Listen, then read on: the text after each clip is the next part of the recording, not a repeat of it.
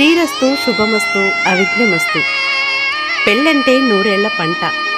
ఆడామగలను ఒకటిగా చేస్తూ నిండు నూరేళ్ల జీవితానికి అండగా తోడుగా ఉంచుతూ ఇద్దరిని ఒకటిగా చేసే ఘట్టమే పెళ్లి. కొత్త జీవితానికి అంకురార్పణ చేసే శుభఘట్టమే వివాహం.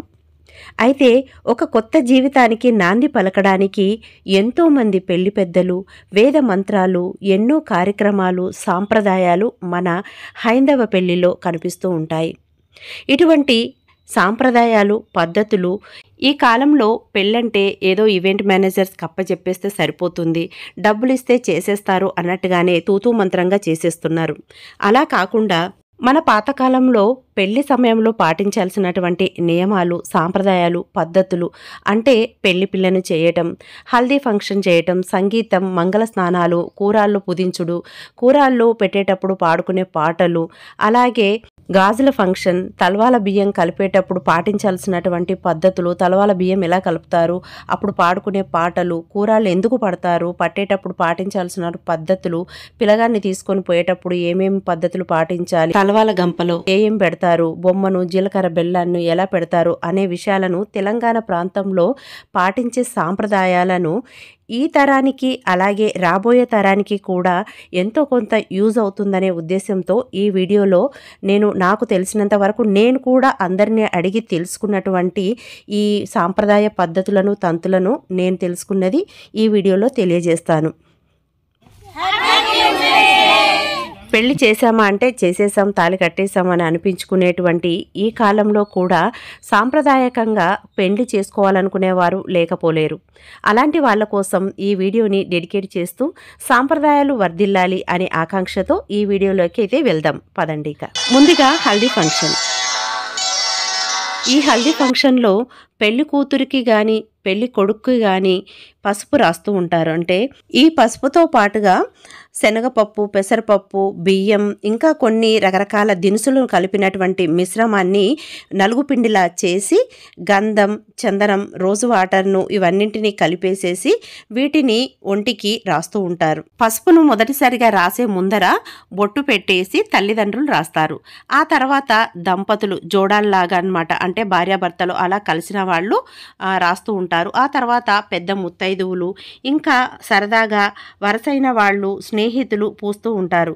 ఈ పసుపును కొంతమంది ఆశీర్వదిస్తూ పూస్తే మరికొందరు సరదాగా పూస్తారు. ఇలా సందడిగా జరుగుతూ ఉంటుంది ఈ హల్దీ ఫంక్షన్. అయితే ఎందుకు ఈ హల్దీ ఫంక్షన్ చేస్తూ ఉంటారు ఇంతకీ అన్న విషయం గురించి మనం తెలుసుకుందాం. పాతకాలం నుండి ఈనాటి వరకు కూడా ఈ సాంప్రదాయం వర్ధిల్లుతుంది అనంటే ఈ సాంప్రదాయాలలో, పండగలలో, శుభకార్యాలలో పసుపుకు ప్రత్యేక స్థానం ఉంది అని తెలియజేయడానికి ఇదే నిదర్శనం. ముఖ్యంగా పెళ్లిల్లో పసుపు లేనిదే ఏ పని కూడా జరగదన్న విషయాన్ని మనం గమనించవచ్చు. పసుపు శుభసూచకం. అందుకే వివాహ సమయంలో వధువరులకు మంగళ స్నానాలు చేయించే ముందు ఈ పసుపును రాసి మంగళ స్నానాలు చేయిస్తారు. ఇంతకీ పసుపు నలుగు ఎందుకు పెడతారో తెలుసుకుందాం ఇప్పుడు. ముఖానికి మంచి కళను, కాంతిని పెళ్లి సమయంలో తీసుకొస్తుంది. పసుపులో కార్యాక్యుమిన్ అనే యాంటీ ఆక్సిడెంట్ ఉంటుంది. ఇది మానసిక ఒత్తిడిని, టెన్షన్ని తగ్గిస్తుంది, తలనొప్పి కూడా తగ్గిస్తుంది. అంటే పెళ్లి టైంలో రకరకాల టెన్షన్స్తో ఉంటారనమాట. అలాంటి టెన్షన్స్ అన్నీ పోవడానికి ఇలా పసుపును రాస్తూ ఉంటారు. శరీరంలోని మచ్చలు, ఇదివరకు ఉన్నటువంటి ఏదైనా మచ్చలు కానీ, చిన్న చిన్న గాయాలు ఇలాంటివి ఏమైనా ఉన్నా కానీ మనకు తగ్గించేటువంటి గుణం పసుపుకు ఉంది అన్న విషయం చాలామందికి తెలిసే ఉంటుంది.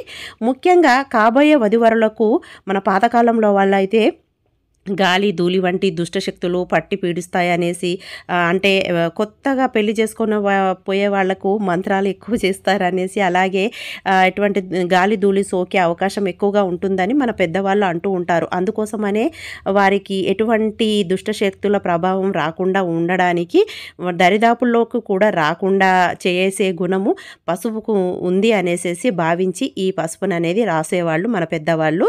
ఈ పసుపుతో పాటు రకరకాల పిండి పదార్థాలతో కలిపినటువంటి నలుగు పిండి కూడా పెడతారు కదా, ఈ బాడీకి మంచి మసాజర్ లాగా మనకు అందరూ రాస్తూ ఉంటే మంచి మసాజ్ లాగా అయిపోయి బాడీకి మంచి కాంతిని అలాగే మెరుపుని అనేది తీసుకొస్తుంది, పెళ్లిక అనేది తీసుకొస్తుంది అనమాట. ఆ పెళ్లికల కోసం అనేసి ఇలా నలుగు పిండి పెట్టడం అనేది మన సాంప్రదాయం. అంతేకాకుండా ఇందులో మనము గంధం చందనం కూడా కలుపుతూ ఉంటాము. సో దానివల్ల కూడా బాడీ అంతా కూల్ అవుతుంది, మంచి రిలాక్సేషన్ అవుతుందన్నమాట. రోజ్ వాటర్ కూడా కలుపుతాం కదా, అందువల్ల బాడీ అంతా సువాసన భరితంగా మంచి ఆహ్లాదాన్ని కలిగించి మైండ్ అనేది ఫ్రెష్గా ప్రశాంతంగా అయ్యేటట్టుగా చేస్తుందన్నమాట. అందుకే ఆ కాలం నుండి ఈ కాలం వరకు కూడా ఈ హల్దీ ఫంక్షన్ను చేస్తూ ఉంటారు. ఇక పెళ్లి తంతులో ప్రత్యేకంగా చెప్పవలసిన అవసరం లేనటువంటి విషయం ఏంటంటే సంగీత్. ఈ సంగీత్ గురించి మనం ప్రత్యేకంగా అసలు చెప్పక్కర్లేదు, ప్రతి ఒక్కరికి తెలిసే ఉంటుంది. ఎందుకంటే పెళ్ళి అనగానే హుషారుగా ఆనందంతో కేరింతలతో ఎగిరి దునికి ఆడి పాడే సెలబ్రేషనే మనకు సంగీత్ అన్న విషయం ప్రతి ఒక్కరికి తెలుసు. ఇందులో పెద్దవాళ్ళ దగ్గర నుంచి చిన్న పిల్లల వరకు ఆడ మగ అనే తేడా కూడా లేకుండా డీజే సాంగ్స్తో ఎవరికి తోచినట్టు వాళ్ళు ఆనందంతో చిందులేస్తూ ఉంటారు, మునిగి తేలుతూ ఉంటారు. ఎవరికి వారే తగ్గేదేలే అన్నట్టుగా పెళ్లి హడావుడిలో డ్యాన్సులు చేస్తూ టెన్షన్స్ అన్నీ తగ్గించుకొని మర్చిపోయి రిలాక్స్ అవుతున్నారనమాట. ఈ పాజిటివ్ ఎనర్జీని ఇచ్చేదే ఈ తంతు. అందుకే ఈ రోజుల్లో చాలా బాగా సెలబ్రేట్ చేసుకుంటున్నారు. అసలు డ్యాన్స్ రాని వాళ్ళు కూడా ఆ డీజే సౌండ్లకి ఒకరిని చూసి ఒకరు అలా కనీసం చేతులన్నా ఆడిస్తూ కొంచెం స్టెప్స్ అయినా వేయడానికి ట్రై చేస్తున్నారు. కాస్త సిగ్గు బిడియం కూడా వదిలేస్తున్నారు. ఈ సందర్భంలో చేయని వాళ్ళకు కూడా హుషారు వచ్చేస్తుంది ఆ టైంలో. అలా ఒకరికొకరికి బాండింగ్స్ అనేది కూడా ఈ సందర్భంలో పెరిగే ఛాన్సెస్ చాలా ఎక్కువగా. ఇప్పుడు ఒక డ్యాన్స్కే చేస్తున్నారు కానీ ఇంకా చాలా ఇళ్లలో చాలా పద్ధతుల్లో అయితే మనకు పాతకాలం నాటి పాటలు అంటే అర్థవంతమైనటువంటి పాటలు పాడేవారు. ఆటలు పాటలు గానా బజానా కూడా చాలామంది ఇళ్లలో ఇప్పటికీ పెద్ద పెద్ద ఇళ్లలో కానీ ఇంట్రెస్ట్ ఉన్న వాళ్ళు చేస్తూ ఉంటారనమాట. సో ఇలా సంగీత్ అనేది సెలబ్రేట్ చేయడం జరుగుతుంది. మంచి రిలాక్సేషన్ అండ్ కమ్యూనికేషన్ పెంచేదే ఈ సంగీత్ సెలబ్రేషన్ చేయడంలోని అర్థం.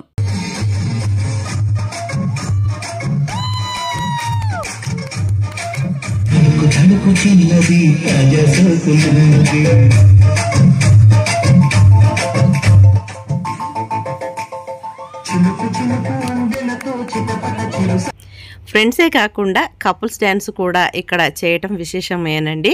ఎలాగో ఇంట్లో చేయలేరు కదా, అట్లీస్ట్ ఇలాంటి ప్లేస్లలో చేయటం వల్ల లేడీస్ చాలా హ్యాపీగా ఫీల్ అవుతూ ఉంటారని నా ఉద్దేశం.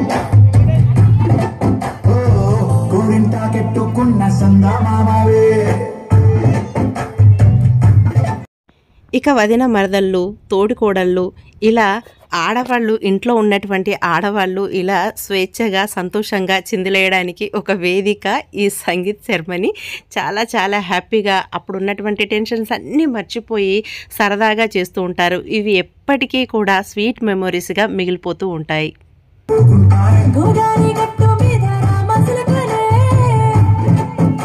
అసలు ఎప్పుడు డ్యాన్స్ చేయని వాళ్ళు మొదటిసారిగా డ్యాన్స్ చేస్తే వాళ్లకు చిన్నగా ఒక స్టెప్ వేసినా చెయ్యి కాలు కదిలించినా కానీ పెద్ద అచీవ్మెంట్ లాగా హ్యాపీగా ఫీల్ అయిపోతారనమాట.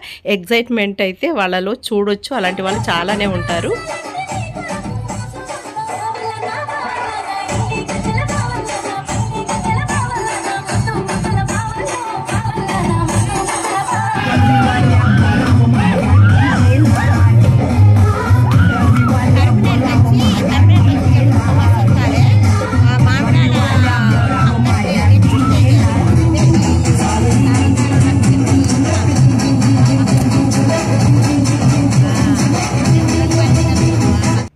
వయసుతో తేడా లేకుండా లింగభేదం అనేది లేకుండా సరదాల కోసం సంతోషాల కోసం చేసేటువంటి ఈ సంగీత్ చాలా చాలా ముఖ్యం పెళ్లిళ్ళల్లో.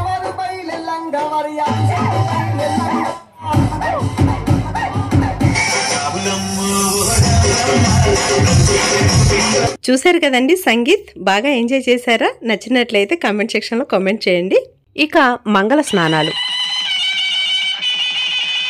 ఈ మంగళ స్నానాలు ముందుగా కుంకుమ పెట్టి తలపైన నువ్వుల నూనె పెట్టి ఒంటికి కూడా నువ్వుల నూనెను రాస్తారు. నువ్వుల నూనె ఎందుకు అనంటే పెళ్లి కుమారుడికి కానీ, పెళ్లి కుమార్తెకు కానీ ఏదైనా శని దోషాలు ఉన్నటువంటివి ఉంటే కనుక పోవాలనే సదుద్దేశంతో నువ్వుల నూనెను రాసి స్నానం చేయిస్తారు. దీన్నే అభ్యంగన స్నానం అనే అంటారు. వీటిని పెళ్లి ముహూర్తాలనే కాకుండా చాలా వ్రతాల సమయంలో కానీ, నోముల సమయంలో కానీ కొన్ని పద్ధతులలో, సాంప్రదాయాలలో కొన్ని సమయాలలో చేయిస్తూ ఉంటారు. అయితే ఈ అభ్యంగ స్నానం అనేది ఒకరు చేయకుండా ఇంకొకరి చేత చేయించబడుతుందన్నమాట. అదే పద్ధతిలో మనకు ఇక్కడ పెళ్లి సమయంలో ఈ మంగళ స్నానాలను తల్లిదండ్రులు దగ్గరగా ఉండి ముందుగా కుంకుమ పెట్టి తలపైన నువ్వుల నూనెను అద్ది వారు తలపైన చెయ్యి పెట్టి ఆశీర్వదిస్తారు మనస్ఫూర్తిగా. అంటే వీరు మనస్సులో వాళ్ళు కోరుకున్నటువంటి పాజిటివ్గా తమ కుమార్తె కానీ, కుమారుడు కానీ జీవితం, వైవాహిక జీవితం చాలా ఆనందంగా సుఖ సంతోషాలతో ఉండాలని పాజిటివ్గా ఆశీర్వదిస్తూ వాళ్ళ చెయ్యి తలపైన పెట్టడం వల్ల వీళ్ళలో ఉన్నటువంటి పాజిటివ్ ఎనర్జీ అనేది ఆ పెళ్లి కుమారుడికి కానీ, పెళ్లి కుమార్తెకు కానీ చేరుతుంది అని సదుద్దేశంతో అలా వారి చేత పెట్టించి తర్వాత జల్లెడ ఉంటుంది కదా, సహస్ర దారాలు ఉన్నటువంటి జల్లెడను పైన పెట్టి మనకు పువ్వులతో అంటే గులాబీ పూలు, సంపెంగ రేఖలు అలాంటివి వేసిన వాటితోటి మల్లెపూలు అలాంటివి వేసిన సుగంధ భరితమైనటువంటి నీళ్లను ఆ జల్లెట్లో పోస్తూ అటువంటి మంగళ స్నానాలు అనేది చేయించబడుతుంది. ఆ తల్లిదండ్రుల తర్వాత మనం ఇదివరకు చెప్పుకున్నట్టుగానే జోడాలు కానీ లేదా పెళ్లి పెద్దలు కానీ, ఫ్రెండ్స్ కానీ సరదాగా వదిన మరదళ్ళు అలాంటి వారు ఎవరైనా కానీ ఈ మంగళ స్నానాల్లో పెళ్లి కూతురికి మంగళ స్నానాలు చేపిస్తూ ఉంటారు.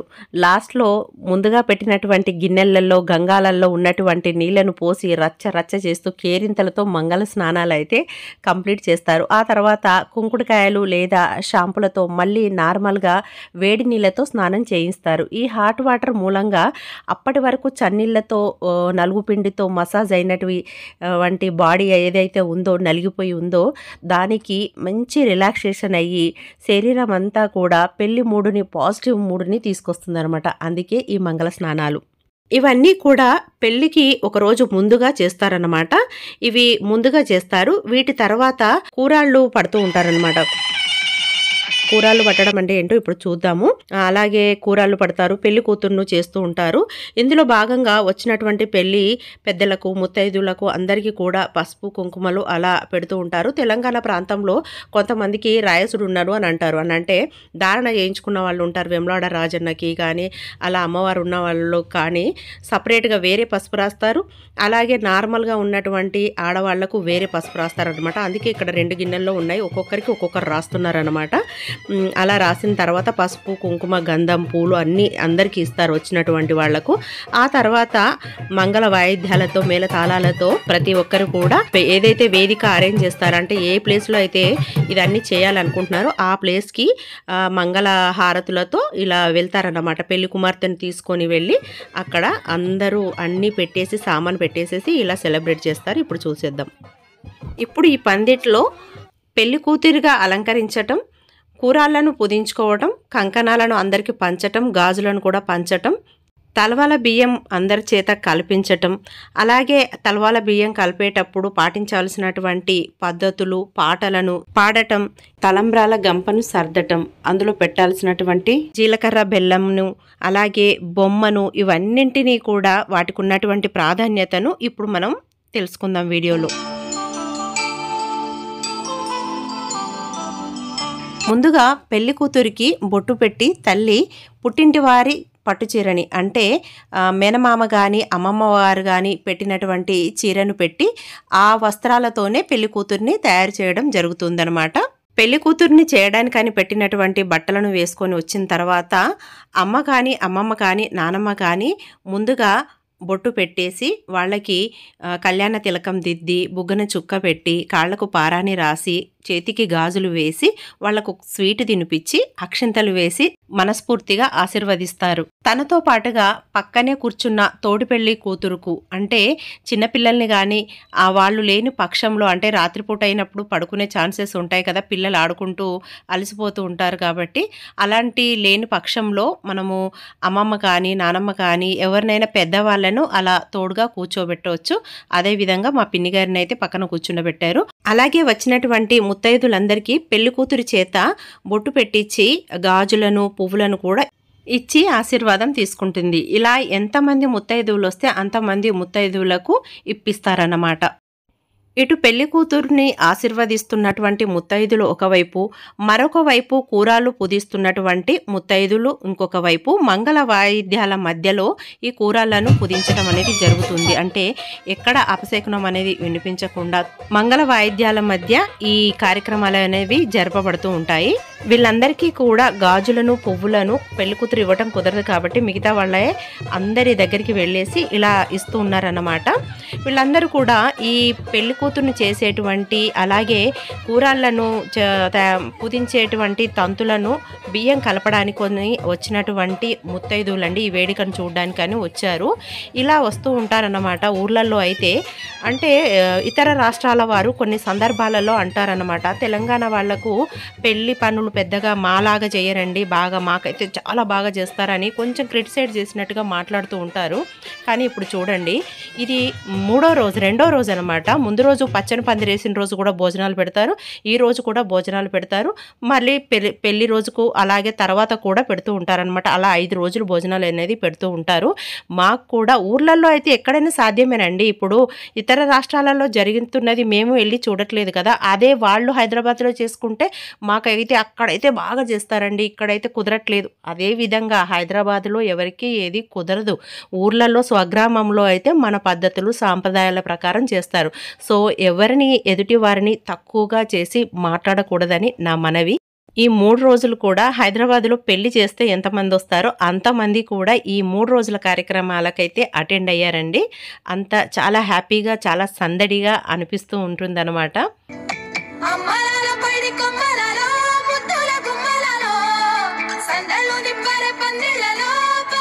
ఇక కూరాళ్లను 5 కుండలు కానీ లేదా 9 కుండలు కానీ పెడుతూ ఉంటారు. ఇక్కడైతే 5 కుండలు తీసుకొచ్చారు. ఈ 5 కుండలకు కుమ్మరోళ్ళ దగ్గర నుంచి తీసుకొస్తారండి. వాళ్ళకు కట్నాలు కూడా పెడుతూ ఉంటారు. అలా పెట్టేసి ఇలా తీసుకొస్తారు. వీటికి సున్నం ఉంటుంది కదా, ఆ సున్నాన్ని కలిపేసేసి నీటిలో కలిపేసేసి ఇలా పుదిస్తారన్నమాట. ఇందులో ఓంకారము, స్వస్తిక్, కొన్ని చెట్లను అంటే కొబ్బరి చెట్లను అలాంటివి ఆకృతులతోటి వేస్తూ ఉంటారు. ఇప్పుడు ఈ రెడీమేడ్గా కూడా దొరుకుతున్నాయి, కాకపోతే ఇది మన ఊర్లోనే కాబట్టి ఇలా తీసుకొస్తున్నారు. అంతేకాకుండా వీటిపైన బోర్లించడానికి చిప్పలు ఉంటాయి కదా, ఆ చిప్పలకు కూడా సున్నాన్ని రాసేసి ఇలా పసుపు, బియ్యపిండి, పసుపు పిండితో ఇలా వేసేసి బొట్లనైతే పెడుతూ ఉంటారనమాట. సందు లేకుండా అలా మొత్తం పూజిస్తారనమాట. దీన్ని పూజించడం అంటే అలంకరించటం అన్నమాట. అలా అలంకరించి మనకు వాటిని రెడీ చేసి పెట్టుకుంటారు. వీటికి దారం 3 పోగులతోటి దారం కట్టేసి ఆ దారంలో మన పసుపు కొమ్ము అలాగే మామిడి ఆకు కానీ తమలపాకు ఆకు కానీ ఈ రెండింటిని కలిపి మూడేసేసి కడుతూ ఉంటారన్నమాట. వీటన్నింటికి కట్టేసి కంకణాలు కట్టేసేసి పెడతారు. అంతేకాకుండా ఇప్పుడు వచ్చినటువంటి వాళ్ళందరికీ కూడా ప్రత్యేకించి కంకణాలు, అంటే ఈ కంకణం అనేది ఏంటంటే ఈ వివాహ వేడుకను సక్సెస్ఫుల్గా చేస్తాము అని దీక్షగా అందరూ కంకణాలను అయితే కట్టుకుంటారనమాట. ఇంతమందికి కట్టాలా అనేసి అనుకున్నాను నేను, కానీ నిజంగా ఊర్లలో జరిగే పెళ్ళి చాలా అద్భుతమే అనిపించిందండి. తూతూ మంత్రంగానే జరుగుతాయి, కానీ ఊర్లలో చాలా పద్ధతిగా జరిగింది. చాలా రోజుల తర్వాత ఇంత ట్రెడిషనల్గా అయితే నేను పెళ్లి చూడగలిగాను. ఇక కూరాడి కుండలు పుదించటం పూర్తి అయిన తర్వాత ఆ కురాడి కుండలను మంగళహారతులతోటి కొంతమంది కుండలను తీసుకుంటారు, మరికొందరు ఖాళీగానే ఎంబడి కూడా వస్తారన్నమాట. ఇలా మంగళ వాయిద్యాలతో ఏదైనా ఒక బావి దగ్గరికి వెళ్ళి ఆ బావి దగ్గర కుండలని అన్నింటినీ పెట్టి ఆ బావికి పూజ చేస్తారన్నమాట. కొన్ని నీళ్లను తీసి ఇలా కడిగి మనం తీసుకొచ్చినటువంటి సున్నం ఉంటుంది కదా, ఆ సున్నాన్ని అలా రాసేసి కుంకుమ, పసుపు అవే పెట్టేసేసి ఆ తర్వాత కంకణాన్ని కూడా కడతారన్నమాట. వచ్చినటువంటి ముత్తైదులందరికీ పసుపు బొట్టు కూడా పెడతారు. ఇక్కడ ఈ బావి నీళ్ళు ఎవరైతే ఇస్తున్నారో వాళ్ళు కూడా ఇక్కడ స్వీట్లు పంచుతూ ఉంటారు. అలాగే వాళ్ళకి కూడా లడ్డూలు అవి తీసుకొచ్చేసి పెడుతూ ఉంటారు. కొన్ని ప్రాంతాలలో అయితే నీళ్ళు ఇచ్చేవారు తీసుకునే వారిని క్వశ్చన్ చేస్తారనమాట. మీ గోత్రం ఏంటి, మీ వారి పేరేంటి, మీరు ఎక్కడి నుంచి వచ్చారని అడిగి ఆ తర్వాత నీళ్ళని ఇవ్వటం అనేది పద్ధతి. అలాగే ఇక్కడ చూసారండి, అది అంతకుముందు కూడా పూజ చేసినట్టే ఉంది. అంటే చాలామంది ఇలా ఈ సాంప్రదాయాన్ని పాటిస్తున్నారని మనకి ఇక్కడ అర్థమవుతుంది. పూలను కూడా పెట్టి పూజ చేసిన తర్వాత దండం పెట్టుకొని నీళ్ళను చేది ఆ కుండలలో నింపుతారనమాట. ఆ కుండలు నింపడంలో కూడా ఒకరి తర్వాత ఒకరు అలా చేదేస్తూ ఉంటారు. కొంచెం చిన్నయే కాబట్టి ఒకరే ఇక్కడ నీళ్ళని తీసేసి వేశారు. అందరు నోరు తీపి చేసేసుకొని మంగళహారతుల మధ్యలో మళ్ళీ తిరుగు ప్రయాణం అయితే అవుతారన్నమాట మంగళ వాయిద్యాలతో. ఒకవేళ బావి లేదనుకోండి, బోర్ వాటర్ కూడా ఉంటుంది కదా, ఆ బోర్కు కూడా ఇలాగే పూజ చేసి తీసుకెళ్తూ ఉంటారు. హైదరాబాద్లో అయితే మా ఇంటి దగ్గర మా ట్యాప్కే ఉంది కదా, పైనుంచి వచ్చే ట్యాప్ ఇప్పేసి, బోర్ కూడా లేదు, మంజీరా వాటర్కే మన ట్యాప్ ఇప్పేసుకొని ఆ ట్యాప్కే పూజ చేసి మరీ తీసుకెళ్లారు. అలా 2-3 తీసుకెళ్లారనమాట. ఇలా మనము కూరాలు పట్టేసేసి ఇంటికి రాగానే ఎదురుగా మనకు ఇలా నీళ్లను ఆరగించేసి అలాగే కొబ్బరికాయ కూడా కొట్టేసి అటు ఇటు పెట్టేసి అప్పుడు లోపలికి ఆహ్వానిస్తారన్నమాట. అప్పుడు మనము లోపలికి వచ్చేసి తెచ్చినటువంటి కూరాడు కుండలు పెట్టడానికి కోసమని ముందు రోజే కుమ్మరి వాళ్ళు మనకు అక్కడ గద్దెల్లాగా వేస్తారన్నమాట. ఇదిగో ఇలా వేస్తారనమాట. అంటే ఆ కుండలు పొందడానికి కోసం అనేసి ఇలా గద్దెల్లాగా చేస్తారు. అలాగే ముందట మనకు గాడి పొయ్యిలు అని అంటారు, ఆ గాది పొయ్యిలు కూడా మనకు వేస్తారు. వేసేసి జాజుతో అలుకుతారనమాట. వాటిపైన ఇప్పుడు ఆ తెచ్చినటువంటి కూరాడు కుండలను పెడతారు. అలాగే మీకు మధ్యలో అదిగో ఆవిడ పట్టుకున్నది చూసారా, అది ఒక స్పెషల్ అనమాట. అదేంటంటే కూరాడు కుండ మన ఇంట్లో ఉంటుంది కదా, ఒక కూరాడు కుండను ఆవిడ పట్టుకున్నారు చూసారా, ఇదే కూరాడు కుండ. ఇది మనం ఇంట్లో పెట్టుకునేటువంటి కూరాడు కుండను తీసుకొచ్చి మధ్యలో పెడతారనమాట. దీంతో మనకు 6 అవుతాయి అన్నమాట. ఇప్పుడు మనకున్నటువంటి సాంప్రదాయం ప్రకారం మళ్ళీ ఆ కూరాడు కుండలను పూజించాల్సినటువంటి అవసరం ఉంటుంది. ఇక మళ్ళీ అలాగే నీళ్ళతోటి అలికేసేసి పసుపు రాసి పసుపు గీతలు, బియ్యపిండి గీతలు, బొట్లు కూడా పెట్టేసేసి ఆ తర్వాత ఆ కుండలలో ఉన్నటువంటి నీళ్ళలో బియ్యపిండిని వేస్తారనమాట. వేసేసి ఆడపడుచు అలా వేళ్లతో ఇలా అంటుంది, దాన్నే తొలగొట్టుడు అనేసి అని అంటారు. అలా తొలగొట్టిన తర్వాత ఈ పుదించినటువంటి మూతలు ఉంటాయి కదా, ఇందాక పుదించాం కదా, ఆ మూతలన్నింటినీ బోర్లించేసి లడ్డు ప్రసాదంలో నైవేద్యంగా పెట్టేసి, అంటే ఏది తీపి పదార్థం ఏదైనా పెట్టేసేసి దీపధూప నైవేద్యాలను సమర్పించాలి. ఆ తర్వాత కొబ్బరికాయ కొట్టేసేసి కొబ్బరికాయని ఏదైనా తీపి వస్తువుని నైవేద్యంగా ఆ కూరాడు కుండలకైతే చూపించాల్సి ఉంటుంది. ఆ తర్వాత మళ్ళీ ఆడపడుచు ఆ కుండలో అన్నిట్లలో ఇలా తొలగొట్టేసేసి ఆ తడి చేతిని అన్నకు కానీ వదినకు కానీ తమ్ముడికి కానీ మరదలికి కానీ వాళ్ళ కొంగుకు కానీ టవాల్కైనా షర్టుకైనా ఇలా రాస్తూ ఉంటారు. అలా రాయటంలో అర్థం ఏంటంటే తమ పుట్టిల్లు ఎదగాలని సిరి సంపదలతో తులతూగాలనేసి అలా రాస్తూ ఉంటారట ఆడపడుచులు. పెట్టిన నైవేద్యాన్ని అందరికీ పంచుతారు. ఇంతటితో కూరాలు పట్టడం అయితే సమాప్తం అయిపోతుందండి. కూరాలు ఎందుకు పడతారు అనేసి ఎంతమందిని అడిగినా ఏమైతే చెప్పలేదు. మా దమయంతి గారు మాత్రం చెప్పారు. అవేంటంటే మనకు బ్రహ్మోత్సవాల సమయంలో కలశారాధన చేసి కలశాలతో దేవుడికి ఎలాగైతే అభిషేకం చేస్తారో ఇలాగే ఈ కుండల్లో తీసుకొచ్చినటువంటి నీళ్లను, అంటే ఎక్కడైతే పూజ చేసేసి అటువంటి నీళ్లను పవిత్రంగా తీసుకొచ్చి ఇలా పెట్టేసి పూజ చేసిన తర్వాత పెళ్లి సమయంలో మనం నవవధువరులను శ్రీమన్నారాయణుడిగా శ్రీ మహాలక్ష్మిగా భావిస్తాము కాబట్టి పెళ్లి తర్వాత వారికి ఆ కుండలోని నీళ్లతో స్నానం చేయిస్తారనేసి తెలియజేయటం అయితే జరిగింది. ఇదే కూరాలు పట్టడంలోని పరమార్థం. ఇక ఇక్కడ మనకు తలవాల బియ్యం కలుపుతూ ఉంటారనమాట. అంటే తలంబ్రాలను కలుపుతూ ఉంటారు. ఇలా తలంబ్రాలను కలిపేటప్పుడు ఒక రోకలి ఉంటుంది కదా, ఆ రోకలికి చక్కగా సున్నం, ఇక్కడ కూడా సున్నం రాస్తారండి, పసుపు రాసేసి సున్నం కూడా రాసేసి బొట్లు పెట్టేసేసి వాటికి చక్కగా డెకరేషన్ అంటే పూలను అది పెట్టేసేసి పైన గొలుసు వేశారండి, బంగారు గొలుసు కూడా వేస్తారనమాట. అంటే గౌరీదేవి స్వరూపంగా కొలుస్తారేమో మరి, కానీ అలా పెట్టేసేసి కంకణాన్ని కూడా కట్టేసి అప్పుడు ఆ రోకలతో ఒక డబ్బాలో పోసినటువంటి బియ్యాన్ని దంచుతారు. ఒకప్పుడైతే వడ్లు దంచేవాళ్ళు, ఎందుకంటే అప్పుడు బియ్యం అనేది ఉండేవి కాదు కాబట్టి ఆ వడ్లను దంచేసి బియ్యంగా మారిన తర్వాత ఇంకో డబ్బాలకి ఎత్తుకునేవాళ్ళు. అప్పుడు బియ్యం దొరక్క వడ్లను దంచారు. ఇప్పుడు బియ్యం ఉన్నాయి కానీ వడ్లు దొరక్క ఇప్పుడు కూడా బియ్యాన్నే దంచి మళ్ళీ బియ్యంలాగా పోస్తున్నారు. ఎందుకంటే మన సాంప్రదాయాన్ని పడగొట్టొద్దు అనే ఉద్దేశంతో ఇలా ఒక డబ్బాలో దంచి అందులో నుంచి తీసి ఇందులోకి వేస్తారన్నమాట. ఇప్పుడు మనకు తలవాల బియ్యం అయితే రెడీ అయిపోయాయండి. కొంతమంది ఇళ్లలో జొన్నలను కూడా తలంబ్రాలుగా పోసుకుంటారు వారి ఆనవాయి ప్రకారం. ఇక సాంప్రదాయంగా తలంబ్రాలు కలిపేటప్పుడు పాడుకునే పాటను వింటూ మనం వీలైతే నేర్చుకుందామండి. ఇప్పుడు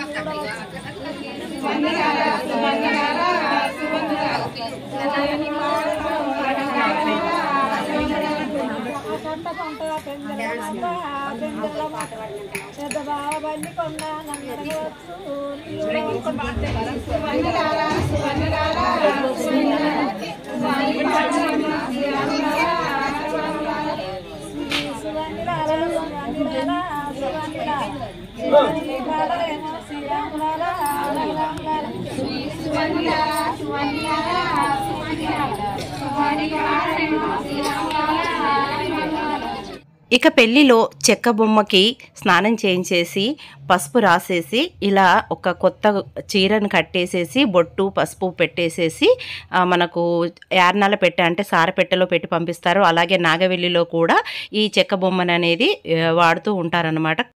పెళ్లిలో ఈ బొమ్మకు ఎంతో ప్రాధాన్యత ఉంటుంది. అందుకే ఏ ప్రాంతంలో వారైనా ఏ పెళ్లిలో అయినా హిందువుల దాంట్లో ఖచ్చితంగా ఈ బొమ్మనైతే వాడతారు. దీన్ని తోడుగా అనుకుంటారు కొంతమంది సంతానం కోసము ఇలాంటి పిల్లలు రావాలనే ఉద్దేశంతో వేస్తూ ఉంటారు అని అంటారు.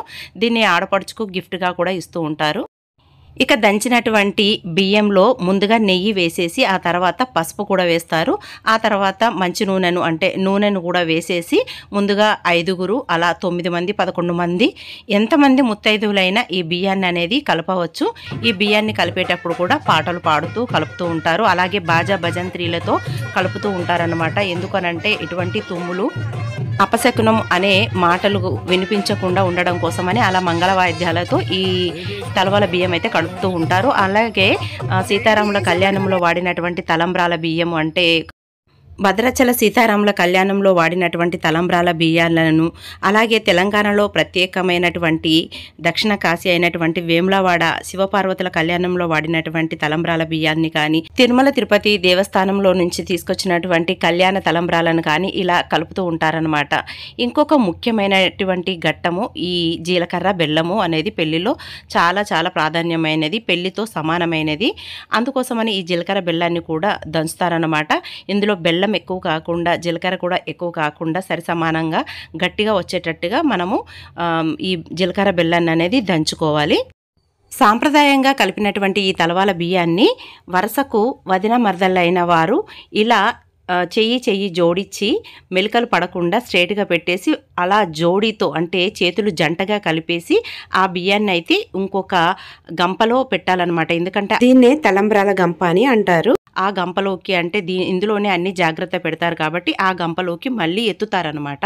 అందులోకి ఇలా మనము చెయ్యి జోడిచ్చేసి ఇలా మొత్తం బియ్యాన్ని ఈ గంపలోకి ఎత్తాలన్నమాట. ఇలాగా ఈ తలవాల బియ్యంతో పాటు ఈ గంపలో ఇందాక మనము రెడీ చేసి పెట్టినటువంటి చెక్క బొమ్మని, అలాగే జీలకర్ర బెల్లం ఉంది కదండి, కలిపినటువంటి జీలకర్ర బెల్లాన్ని ఇలా జాకెట్ ముక్కను మలుపుల్లాగా మలిపి ఎండు కొబ్బరి ఉంటుంది కదా ఆ కుడుకలో తమలపాకులు వేసి ఆ తమలపాకుల్లో ఈ జీలకర్ర బెల్లాన్ని అయితే పెట్టడం జరుగుతుంది.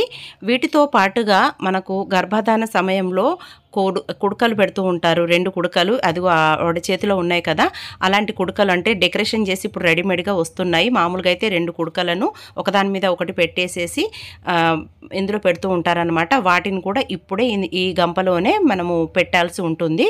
ఆ తర్వాత పెళ్ళిళ్ళలో వరమాలలు వేస్తూ ఉంటారు కదా, ఒకప్పుడైతే చెమ్కీలై ఉండేవి దండలు, ఇప్పుడైతే రకరకాలుగా దండలు వచ్చాయి. ఆ దండలను కూడా వేస్తారు. అలాగే తలంబ్రాలతో పాటుగా పోసుకునేవి ముత్యాల తలంబ్రాలు, పగడాల తలంబ్రాలు అని ఇలా పూసల దండలు, రంగురంగుల పూసలతో వచ్చినటువంటి తలంబ్రాలను కూడా ఇందులోనే పెడతారన్నమాట. గంధం సాన చెక్క కూడా ఇందులోనే పెడతారనమాట. గంధం తీయడం కోసం అనేసి అలా పెడతారు. ఆ గంధం సాన చెక్క కూడా ఇక్కడే పెడతారనమాట. వాటితో పాటుగా ఒక పెళ్లి పత్రికను కూడా ఇందులో పెడతారు. ఈ పెళ్లి పత్రిక ఎప్పటికీ దాచుకుంటారనమాట. ఇందులో కూడా పెట్టేసి ఉంచుతారు. ఇక అన్నీ రెడీ అయిన తర్వాత వీటిని మళ్ళీ మంగళ వాయిద్యాలతో మంగళ హారతులతో ఇంట్లో దేవుడి రూమ్లోకి తీసుకెళ్ళి పెడతారనమాట. రాత్రంతా అక్కడ ఆ దేవుడి గదిలోనే ఉంచుతారు. దేవుడి సన్నిధిలో ఉంచటం మూలాన దేవుడి ఆశీస్సులు పొందుతారని చెప్తూ ఉంటారనమాట. ఇక ఎవరెవరైతే ఇంకా పెళ్లి కూతురుని చేయాలనుకుంటారో వారు పెళ్లి కూతుర్ని ఈ రోజే చేయొచ్చు, లేదంటే ఏదైనా ఒక మంచి ముహూర్తంలో అంటే పెళ్లికి ముందు వారం అయితే వారం, 5 రోజులైతే 5 రోజులు, ఎన్ని రోజుల ముందైనా కానీ మంచి రోజు చూసుకొని వారం వర్జాలు చూసేసుకొని పెళ్లి కూతుర్ని చేస్తూ ఉంటారనమాట. ఈ పెళ్లి కూతుర్ని ముందుగా చేస్తే ప్రాబ్లం ఏంటంటే గడప దాటి బయటికి ఎక్కడికి వెళ్ళకూడదు. ఎందుకనంటే గాలి ధూళి దుష్టశక్తులు ఆవహించే అవకాశాలు ఎక్కువగా ఉంటాయనేసి బయటికి ఎక్కడికి పంపించరు. ప్రతిరోజు కూడా పెళ్లి కూతుర్ని చేయాల్సి ఉంటుందన్నమాట. అంటే బుగ్గన చుక్క పెట్టేసేసి పసుపు రాసి నలుగు పెట్టి స్నానాలు చేయించటము, కొత్త బట్టలు కట్టుకోవటం, స్వీట్స్ అవి పెట్టడము, అలాగే వాళ్ళు పెరుగు ముట్టుకోకూడదు, కూరగాయలు కోయించకూడదు, ఇల్లు ఉడవకుండా, అలాంటి కొన్ని సాంప్రదాయాల ప్రకారం ఏమి చేయనీయకుండా అలాగే పెళ్లి కూతుర్ని చేస్తూ రోజు ఉంచాల్సిన అవసరం ఉంటుంది. అందుకోసమని ఇప్పుడు అంతా తీరిక ఓపిక రెండూ లేవు, పిల్లల్ని ఆపరు కాబట్టి ఇంకా అందరూ ఆ పెళ్లికి ముందు రోజే చేసేస్తున్నారు. ఇలా ఎవరెవరు చేయాలనుకుంటారో వారు ఇలాగా తల్లిదండ్రులకు అలాగే పెళ్లి కూతురికి కూడా బట్టలు పెడుతూ ఉంటారన్నమాట. ఇలా పెళ్లి కూతురిని అయితే రెడీ చేస్తారు, పెళ్లి కూతుర్ని తయారు చేస్తారనమాట. ఇక పెళ్లి కొడుకును తీసుకురావడానికి ముందు రోజే ఇక్కడ నుంచి 3 కానీ 5 కానీ 9 మంది కానీ వెళ్తూ ఉంటారు. ఆ ఊరికి వెళ్ళి పెళ్లి కొడుకుని తీసుకురావాల్సి ఉంటుంది. అలా వెళ్ళేటప్పుడు కొన్ని కూరగాయలు, స్వీట్స్, అలాగే వాళ్ళకు బట్టలు, వడకత్తెర ఉంటుంది కదా, ఆ వడకత్తెర, అలాగే ఇప్పుడు ఇద్దరు ఒకే దగ్గర మంగళసూత్రాలు చేయించుకుంటే మాత్రం అవి విడిగా తీసుకెళ్ళి వాళ్ళకి అప్పచెప్తూ ఉంటారనమాట. ఇలా వరుణ్ణి తీసుకెళ్ళడానికి వాళ్ళకి భోజనాలు పెట్టి ఇవన్నీ సామాన్ ఇచ్చేసి వాళ్ళని పంపిస్తారనమాట. ఇలా అబ్బాయిని తీసుకురావడానికి వెళ్తూ ఉంటారు. కార్యక్రమాలన్నీ అయిపోయిన తర్వాత భోజనాలను కూడా పెడతారండి. పప్పన్నం పెడతారు. ముందు రోజు కూడా పచ్చని పందిరి వేసిన రోజు కూడా కొన్ని కార్యక్రమాలు ఉంటాయి. ఆ రోజు నేను రాలేకపోయాను కాబట్టి ఆ రోజు కవర్ చేయలేకపోయాను. ఆ రోజు భోజనాలు పెడతారు. అలాగే మన కూరాళ్ళు పట్టిన రోజు కూడా ఇలాగే భోజనాలు, పప్పన్నాలు పెడతారు. మరుసటి రోజున పెళ్లి కాబట్టి పెళ్లిలో అయితే నీసు భోజనాలేనండి. తెలంగాణ ప్రాంతంలో నీసు భోజనాలే పెడతారు. ఒకవేళ నీసు భోజనాలు పెట్టలేదనుకోండి అసలు సగం మంది ఫంక్షన్కే రారు. ఒకవేళ వచ్చినా కానీ ఏ 100 రూపాయలు పెట్టేవాళ్ళు 50 రూపాయలు పెట్టేసేసి వెళ్ళిపోతారనమాట. కట్నాలు కూడా సరిగా పెట్టరు. సో నీసు భోజనాలు కంపల్సరీ ఉంటాయి. మరుసటి రోజున పెళ్ళికొడుకు వాళ్ళ ఇంట్లో భోజనాలు ఉంటాయి. ఆ తర్వాత మళ్ళీ పుట్టింటి వాళ్ళ ఇంట్లోనే భోజనాలు అయితే పెడతారు. దాదాపుగా 5-6 రోజుల భోజనాలు అయితే పెడతారనమాట. ఇంతటితో పెళ్లి రోజుకు ముందు జరపవలసినటువంటి తెలంగాణ ప్రాంతంలో ఆచరించాల్సినటువంటి పద్ధతులనైతే నాకు తెలిసినంత వరకు మీకు వీడియోలో చూపిస్తూ వివరించానండి. ఇందులో ఏదైనా ఇంకా కొత్త పద్ధతులు ఏమైనా ఉంటే మీ ప్రాంతంలో లేదా మిస్టేక్స్ ఏమైనా ఉన్నా కానీ కామెంట్ సెక్షన్లో కామెంట్ అయితే చేయండి. అలాగే పెళ్లి రోజు జరపవలసినటువంటి కార్యక్రమాలు అంటే మైలపోలు తీయటం కానీ, ఐరన్ కుండలు తీసుకురావటము, పుస్తె మట్టలు తీసుకురావటం, ఇంకా చాలా తంతులు అయితే ఉంటాయండి. అవన్నీ కూడా నేను పార్ట్ 2లో చూపిస్తాను. అలాగే అవి ఎందుకు జరుపుతారు అనేటివి కూడా నాకు తెలిసినంత వరకు తెలియజేసే ప్రయత్నం అయితే చేస్తానండి. సో ఈ వీడియో కనుక మీకు నచ్చినట్లయితే తప్పక లైక్ చేయండి, షేర్ చేయండి. ఈ సాంప్రదాయాలు అందరికీ తెలియాలి కాబట్టి బంధుమిత్రులందరికీ ఈ వీడియోను పంపించండి. ఖచ్చితంగా ఒక లైక్ అయితే చేయండి ప్లీజ్. ఇక మరో మంచి ట్రెడిషనల్ వీడియోతో మళ్ళీ మీ ముందుకు వస్తుంది మీ హైదరాబాదీ సాల్ మిక్చర్ ఛానల్. కొత్త వారైతే ఖచ్చితంగా సబ్స్క్రైబ్ చేసి బెల్ బటన్ని ఎనేబుల్ చేయండి. ఇలా బెల్ బటన్ ఎనేబుల్ చేయడం వల్ల నేను చేసినటువంటి వీడియోలు ముందుగా మీకు వస్తాయి. అందరూ బాగుండాలి, అందులో మనం ఉండాలి. సర్వే జన సుఖినో భవంతు. స్వస్తి.